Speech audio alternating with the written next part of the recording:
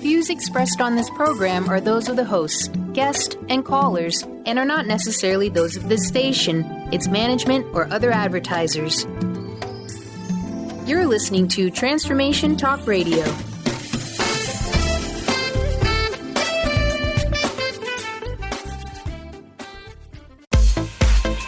You know that moment when you realize you have mastered your wellness. When you've become so resilient, you can conquer any hiccup life throws you. Yeah, well, me either. But I still ride unicorns. I'll teach you how to become a mindset master. You will learn how your habits and behavior affect your success of nutrition, exercise, relationships, organization, and so much more. It's your reality, and you need to do it your way. Self-care and self-love are anything but selfish. Take charge. Get excited. If not now, then when? Grab your espresso and get ready to talk all things wellness. It's time for Coach, Couch, and Coffee Radio with Coach Peggy Willms right now.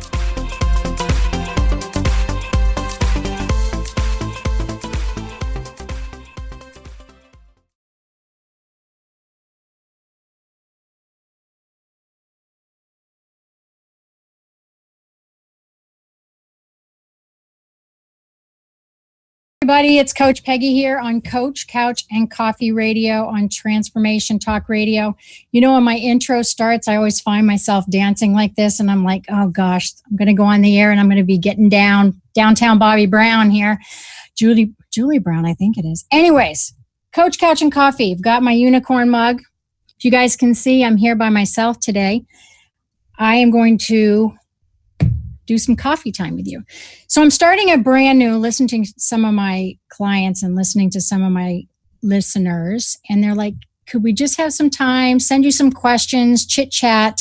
So I decided to do some coffee time with you guys. And I'm going to do some call-ins as we go over the next few weeks, and we can do some live Facebook questions. So coffee time, welcome to coffee time.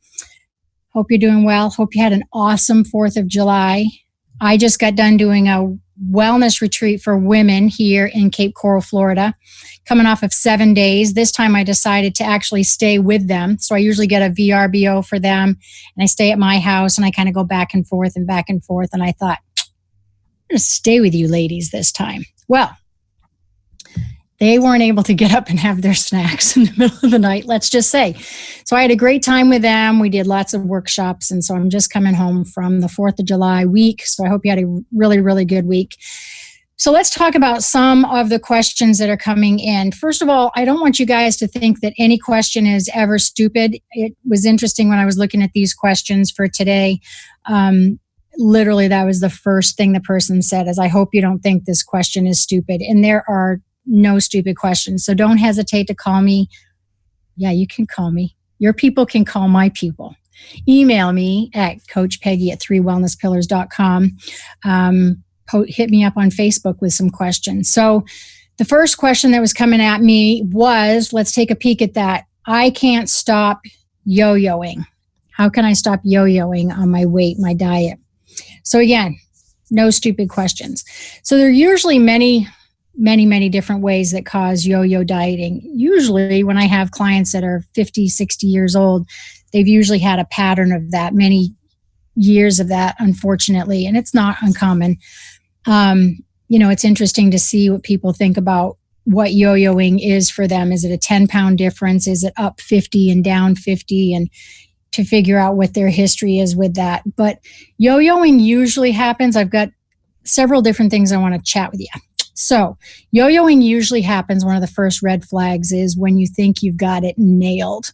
That's the number one thing. So as you get close to goal, 5, 10, 15 pounds from goal, you kind of get that attitude that you're like, I kind of got this thing going. I got my food where I'm doing pretty well. I can kind of eat a little bit of what I want, have some treats. I'm exercising, having some fun, kind of got a groove going on. Take a couple days off. And you don't see that red flag or that little bit of cockiness. That's pretty much, I say, that's the first slide down you're going to take. Roller coaster of life, going down.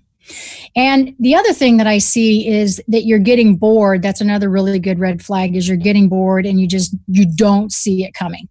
So you've got those foods. Maybe you're one of those that does a really good job of planning your meals. You've got kind of that week-long menu, and you kind of like doing that so that you can eat the same things. That's a habitual eater.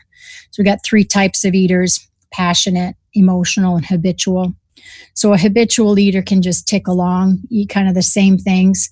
And that's great to get to goal or to even stay in maintenance.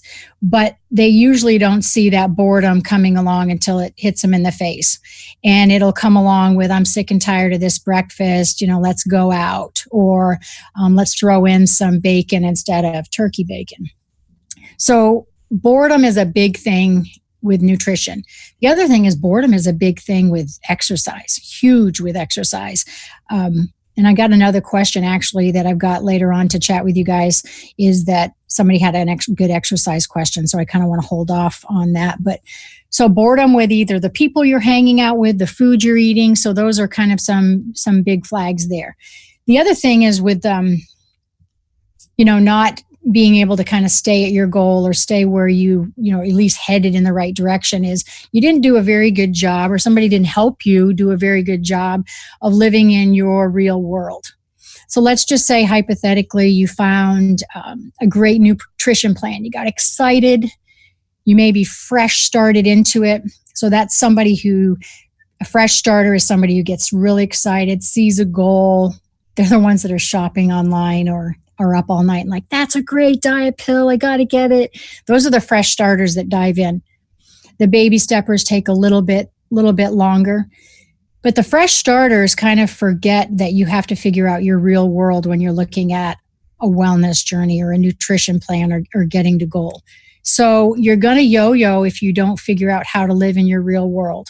How many hours do you work? What's your professional life? Do you travel a lot?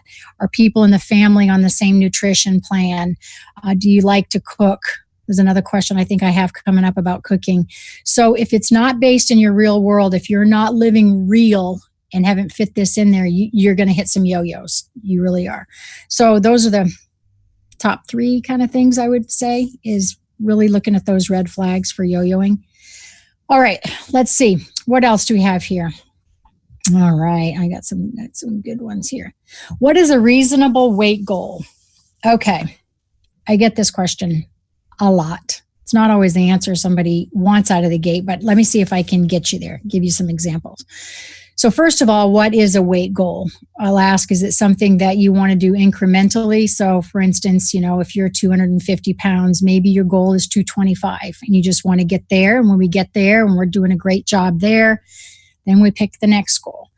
Or is your goal something that is, let's just say, unrealistic? 135. I want to be 135. So what I do in trying to figure out everybody's goal is we go through what a BMI is. So most of you probably know that BMI stands for body mass index. That's just height and weight. That is the lovely chart your doctor talks to you about when they say, for your height and weight, you don't weigh enough. Or for my undereaters, you don't weigh enough, or the other way, you weigh too much. There are several different categories for BMI, 18.5 to 24.99. That's the range for healthy. And then it goes up in 5-point increments for overweight, obese 1, obese 2. So you might say, well, my doctor said I need to get in my healthy BMI. And for you at 5'6", let's pretend it's 150. Let's play with that. I don't know what it is off the top of my head. I want to say that's about what it is. So you're 250. You've been 250 for a while. You want to get down to 150. What I'm going to do is take you through every age, about every 10 years. So it's a little tougher with my 28-year-old clients than it is somebody who's 58. So somebody who is older, I will go, what did you weigh at 18?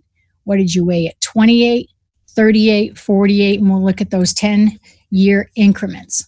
Then we look at what were your activities when you were those different in those different time frames for your age? How were you eating? What was your social life? So for instance, if you're 18 years old, 135 pounds, and you're a collegiate swimmer, swimming 4 or 5 hours a day, and your diet's nailed, It's a little bit unrealistic, perhaps, to be 58 at 250 and think 135 is a reasonable or attainable goal. Not saying you can't get there. I'm not saying that whatsoever. But what I do is I look at that weight. So what you would do at home, if you're listening, you'd write down those different decades, 1828. Write down your weight, write down your activity level. Then go back and write down at those increments, those age increments, how many years, how long you stayed at that weight. So if you stayed at 135 for a blink of an eye, a year, but you stayed at 150 for maybe 10 years, and you've got injuries in there and illnesses and all of those things to take into consideration. And now you're 250 and you've been 250 for, let's say, 10 years. The way I would break that down with you is to kind of work inwards and figure out what the middle mark is between the two weights that you've weighed the most. Lots of work, I get it, but let's get reasonable. So if we go all the way back to a healthy BMI, and your doctor says, okay, Peggy, you're 5'6", you're 250 pounds, I need to get you down to 150, don't care, you got to get there. Let's just pretend at 250, I'm a power lifter. Let's just say I'm just crazy strong power lifter with 9% body fat. BMI doesn't take into consideration body fat. So that's one of the hangups I have with BMI is that it's missing the body fat component. So back up to the goal, weight goal. What I would take with this client, say she was 135, 150 for 10 years, pretend 250 for 10 years. I'm probably going to meet her in the middle for a while. Say, let's focus on 180, 185. Let's go in, 10 pounds. Let's go back. Let's see if you can maintain your lifestyle based off how many hours you work, what's your family doing, and then see if you can prove to yourself that you can do it reasonably to get on back to the Wonderland, 199 and less.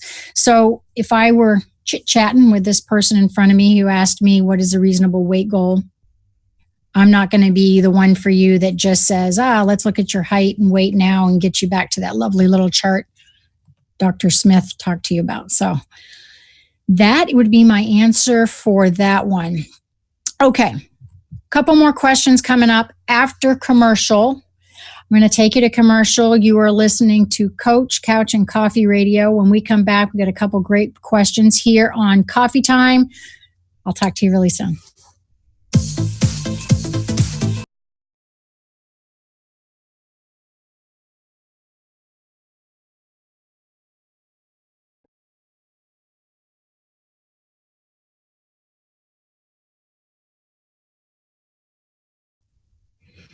Hey, you guys, I'm not faking it when I have my unicorn mug. I have a bunch of them, and I'm not faking that there's stuff in there. So I know if you're on the Eastern time zone, let's see, it's a little bit after 6, 20-ish or so after 6, so have decaf. If you're on Eastern, have some Western, have some espresso. But if you're listening to this back or wherever, have some coffee with me. You're on Coffee Time with Coach Peggy, Coach, Couch, and Coffee Radio. All right, we're answering some questions today. So Coffee Time in the next few weeks, at least, I'm going to have some fun with you randomly where we get some questions and see what in the heck I can pull up. I wake up like in the middle of the night with all sorts of fun stuff for you guys, just constantly thinking. So here's a question that's really cool. Every day I get hungry about 4 or 8 o'clock, 4 o'clock or 8 o'clock. How can I stop this? I don't skip meals and I'm still hungry. Oh, come on, man. Are you hungry? Let's figure this out. So first of all, we need to always determine, I say there's 2 types of hunger. Are you psychologically hungry? You think you are? Or are you actually physically hungry? So I actually years ago created this kind of cool door hanger that my clients can put on their pantry. They probably just throw it away, but I humor myself by thinking it's like the most amazing thing they could ever receive. But anyway, it hangs on their door, their pantry, so that they can have some questions when they pop up to it to go, am I psychologically hungry or physically hungry? So let's talk about this. Usually if you're approaching your pantry, you're going to be psychologically hungry. Usually. If you're approaching your refrigerator, it's usually physically hungry. Because there aren't a lot of chicken breasts in the pantry. If you're truly, truly physically hungry, you will crave things like something of substance. Either it's, going to be your yogurt or chicken or something that your brain really knows is going to give you some substance. You'll be coming in off of a hardcore workout and just be like, man, I need something, something. If you're standing at the pantry, it's going to usually be something, a quick carb, something with lots of chemicals. Usually 3 or more chemicals is kind of my rule of thumb, that when you start getting more and more chemicals on that label, it gets less and less healthy. Apples don't have many ingredients, right? So start looking at those. So body awareness. Take 2 seconds to figure out if you're hungry or not. Which one? Am I, dizzy? Am I getting a headache? You can kind of have that gray area where you're feeling not cognitively thinking very well. Maybe you came racing in after a workout, tummy growling. So all those body awarenesses are usually physically hungry. Makes sense, right? The psychologically hungry usually comes when most often you've got kind of a negative emotion on board, or you're bored, lonely. Usually if you're bored and you're sitting there watching, a Christmas movie. So excited, Christmas in July. Been doing that. So you're watching a Christmas movie and you're bored or you're lonely. Rarely do you get up and go, I'm going to go get some Greek yogurt. Most of the time you're going to go for something that is salty, in a bag, crunchy. So think about that. This gal who, that sent me in this question gets hungry at 4 and gets hungry at 8. If she's listening, I would say that if it's at 4 o'clock, how long has it been since you really did eat? Did you eat lunch at noon? You said you didn't skip meals, but you probably need some sort of healthy snack maybe on the way home from work. At the 8 o'clock hour, if she truly has eaten her dinner, did she eat it at 4:30 or 5 and she needs a healthy snack? So that 4 and 8 o'clock hour are really something to figure out, just like your 11 o'clock hour in the morning is to figure out. So what are you going to do to figure these 2 out? A couple quick tips. You can drink about 8 ounces of water, just pound it, because usually if you're just psychologically hungry, it'll fill you up. You can make a better decision. Another thing that you can do is just turn on some music, blare it. If you're lonely, that'll usually get you out of that quick thing, like thinking you need a snack. Something else you can do if it's at night, a couple things. Grab a piece of gum, like immediately, or brush your teeth. So if it's 8 or 8:30 or 9, you think you want a snack and you've eaten, then there's no reason. Brush those teeth. Brush those damn teeth right now. Okay, so there you go. Okay, I love this one. No one in my family has a weight problem, and I don't feel my weight issue should be their issue. How can I be on my own journey and not affect them? So first of all, no matter what, your issue is their issue, and their issue is your issue. So wake up and smell the coffee. It is. It just is. And it's really no shock, you guys, if you're really, really overweight or really underweight. Your people around you know, your loved ones know, and they really just want you healthy, to be honest. And think about when let's pretend I'm the healthy person in the family. I don't know what to do either. I don't know what to say. I don't know if it's okay for me to eat ice cream. I don't want to affect your journey. I just need to be told what to do to help you. They're scared too, and they want you around a really long time. So what I say is that your journey is their journey. I don't care if it's the 80th time that you've tried to lose weight. I don't care how many times. You have to sit everybody down and have a meeting and just say, I'm struggling. I can't do this alone. I don't know what to tell you. I need your help.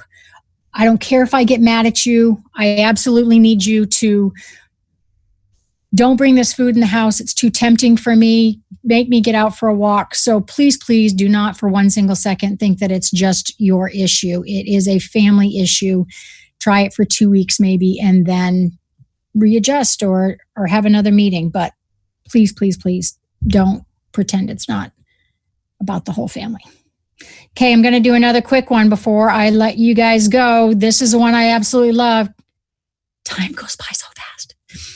don't prepare foods. I don't cook. I won't cook. And I'm kind of not going to cook. Then I say, hey, don't do it. And you're like, oh, how can I not do that? You guys think about this, okay? Why get yourself so stressed out about cutting veggies on a Sunday for 4 hours if you're just not going to do it?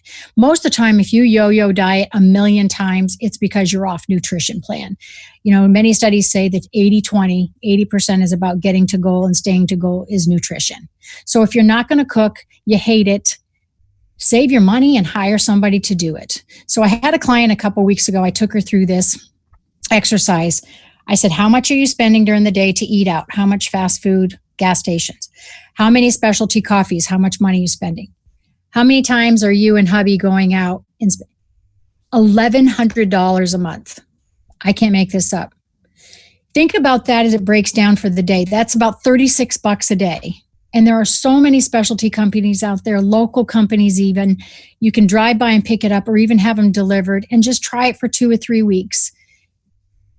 Being healthy costs money, but it costs way less than it's going to on the other side. You can either spend it on insulin or you can spend it on your food now, your healthy food now. Okay? So that is what I'd like to tell you. I want to remind you, you can always find me on my website at 3wellnesspillars.com. I would love you to email me at coachpeggy@3wellnesspillars.com because, your question could be on here. And you're so smart. And I learned so much from you too. So hop on my website, catch up on my blogs, catch up on the podcasts. And I'm going to come back at you next Monday, 3 p.m. Pacific, 6 Eastern, right here on Transformation Talk Radio, Coach, Couch, and Coffee Radio. Coach Peggy, make it real. Have a good week.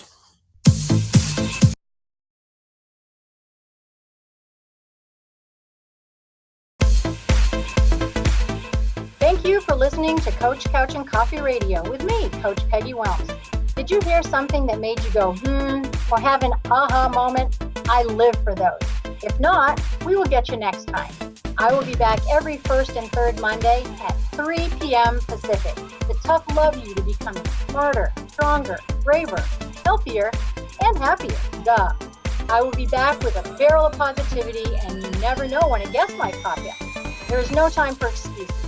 So don't forget to bring your coffee and an open mind as we talk all things wellness on Coach, Couch, and Coffee Radio with me, Coach Peggy Willms. Now go grab a ray of sunshine.